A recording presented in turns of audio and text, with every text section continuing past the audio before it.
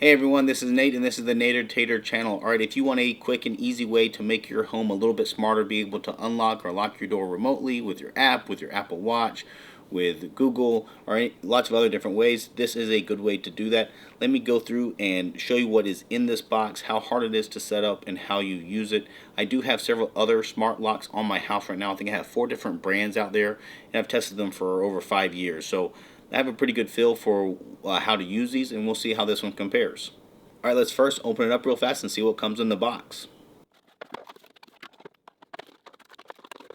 Alright, so it's pretty easy and well packaged in there. So you basically have 2 sides. You have the one that has the keypad that faces the outside, and then you have the inside one, which is obviously to unlock and lock from the inside, and it's also where the batteries are stored in this compartment here. And so they do include batteries. There are some things. This is one of their cheaper models out there. I think it runs around 150, but I think right now on Amazon it's actually a little bit cheaper. I do have links in the description below. I think it's about $100 right now on sale. But they give you AA batteries. Some of their more expensive ones have a lithium-ion battery that you recharge, which might last longer. But they say this one, being used 10 times a day, should last 3 or 4 months of usage. So that's going to depend on a couple factors there. But you should be able to get good usage. And of course, the app will tell you if your battery starts to get weak. It will warn you. And it does have a feature, if your battery does die, for example, and you don't have the key, on the bottom of it is a USB-C port, so you can plug in either a USB-C charger, a battery bank, whatever, and that will reactivate your lock from outside of your house. So that is talking about different ways that you can open this up. Obviously, it has a physical key, which is included in the packaging. That works regardless if the battery is drained or not. Has the keypad. You can obviously type in, I think you can store over 100 codes, so you'll never have an issue with having enough codes there. And then you have your app. So the Eufy Smart app can unlock and lock the device.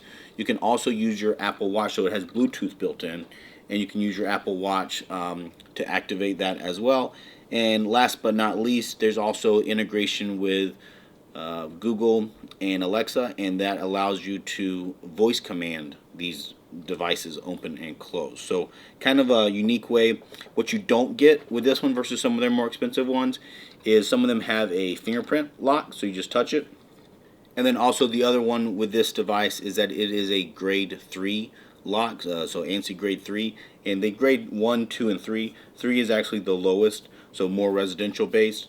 What you get out of the higher grade is basically more security, and they do testing like how many times you can like basically kick the door and before the lock would to break. So ANSI 3 is a lower threshold than an ANSI 1 or an ANSI 2. So that's the difference you get with the pricing structure. Now this here is a adapter plate so that you don't have to drill bigger holes in your door. This allows the regular screw holes that you already have to be used, and then this device screws into this metal bracket at a higher location there, but you don't have to screw any extra door holes into your door. This should work for pretty much any American door.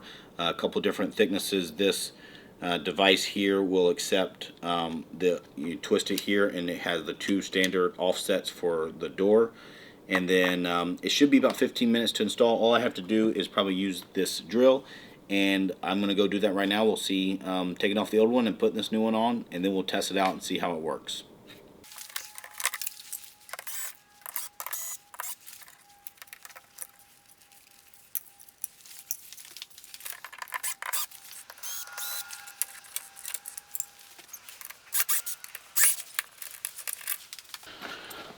Alright, so there we go. You have this old lock out, and now we just put this new one in, and you start with this guy. You can make sure that you have it the correct length. You can compare it to the one you took out. Or if it's a new door, you can of course measure it. Now it does say if the top or bottom, you do want to make sure that it is pointed upright. And then you slide that in right here, and we'll get to install the new one. Okay, so like most of these things, you want to be careful with the wires. They go underneath, away from the cylinder there in the middle, and then you line up the little bar pin to go in the little plastic slot there.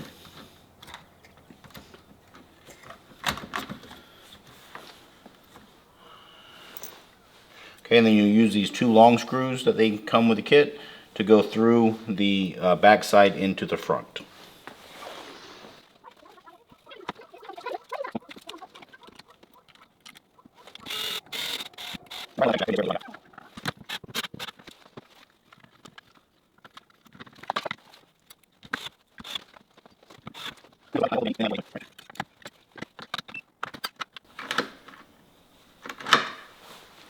Okay, so let's get the app out and see what it does.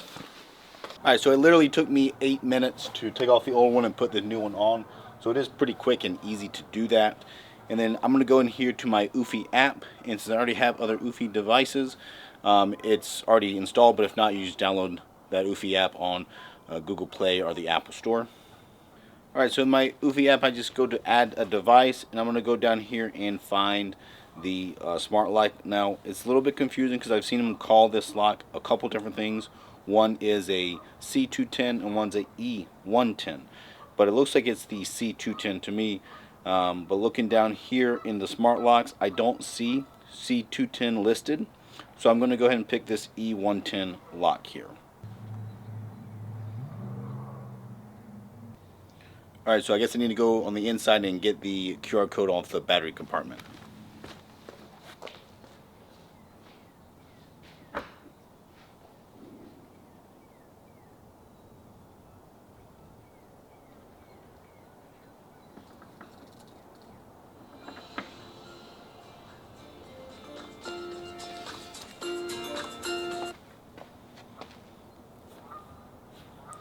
Alright, so it tells me to make sure it's already installed, and it is. It goes you a video here of how to do that, but I'm going to go ahead and say I finished the installation. I made sure the deadbolt can turn freely, and yes, it wants to make sure here that your screws are all confirmed in there. I guess that's to stop the batteries from shorting out on them. Alright, so let me press that button.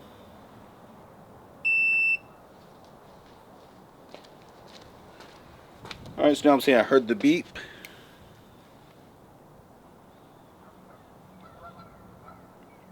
Alright, so now it must be connecting through Bluetooth, so that's why it asked for permission for location.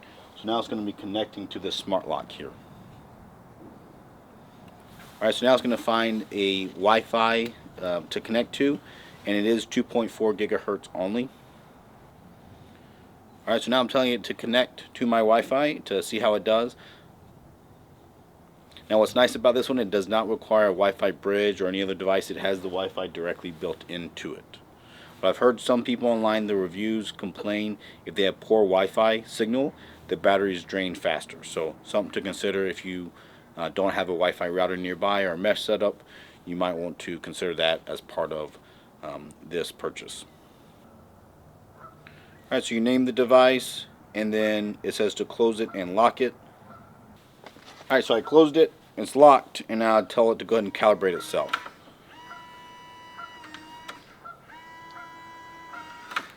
So it sounds like it's opening and closing itself. Now I'm going to enter my passcode.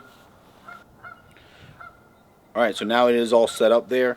Now you can assign multiple passcodes, and your passcodes can be from 4 to 8 digits in length.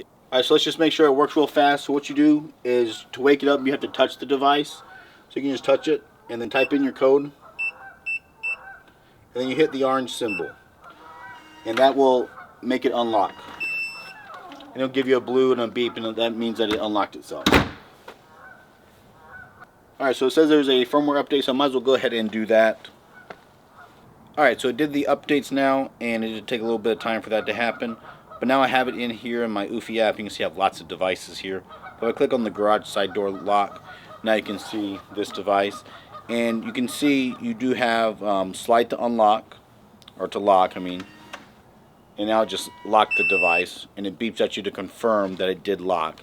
And then there gives me a push notification as well that says that it locked the door by the app. So all my devices on my phone now will get a push notification that that door locked. You can turn that off if you wanted to, but you can also see the history of it down here, where you can see if it was done manually or if it was done by a user or the app. There, if you were to type it in by keypad, it would show you that as well. Here you can do the manage access, so you can see me, and that's where it said Nader Tater. If I were to name a new one and call it, you know, Grandma, or name it, you know, Dog Sitter, you know, then it would push the notification say Dog Sitter unlocked or locked the app. So that's kind of a nice feature that you don't have to log into the app. If you name them something unique, you'll get a push notification. You'll know who opened or closed that door. Like I said, you can add hundreds of codes there if you wanted to. Now we can also go into the settings here, and we can see that I have good Wi-Fi signal. I have full battery there in the top left, and then you can tell if you want to automatically lock the door after you unlock it. You can tell it to do the one-touch locking, which let's see what this tells you to do. You do a long press of this confirm button down there. If you do that, it will lock the door. You don't have to type in the key code or use the app to do it. The wrong try protection. So this tells you that if you have too many attempts, you can set how many attempts you want it to like lock out there for a time limit. And this, you know, this is, you can see the settings right here where you can adjust that if you want it or not want it. The scramble passcode is what I was talking about before, where you can type in random numbers before and after your passcode if you wanted to. That has pros and cons to it, you know, to be honest with you. By default it's off. I'm going to leave it off because I know what my passcode is, and if you look in my surrounding, which you can't do because you're on the screen there, there's no one around to peep at my passcode, so I'm safe from that standpoint. Here you can adjust the sounds, and you can change the volume for the beeps when it locks or unlocks. Calibration, we're not going to touch, it's already calibrated, but maybe if you move that lock somewhere else, you might want to have to recalibrate it. Here you can tell it for the notifications. Do you want it to push notifications or not? And let's see here, you can also integrate with the doorbell. So you can integrate this with the Eufy doorbell so that it can react to things with you with that doorbell, as far as if it detects people or if you want to have it lock and unlock for things.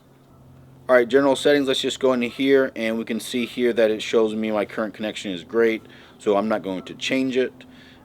Time settings, you can see that I'm on this Eastern Standard Time, so we're good there. Mounting guide I don't need. About device, I'm sure it's telling me about firmware and my serial number, so nothing I need to do there. Share device is maybe something that's of interest for you.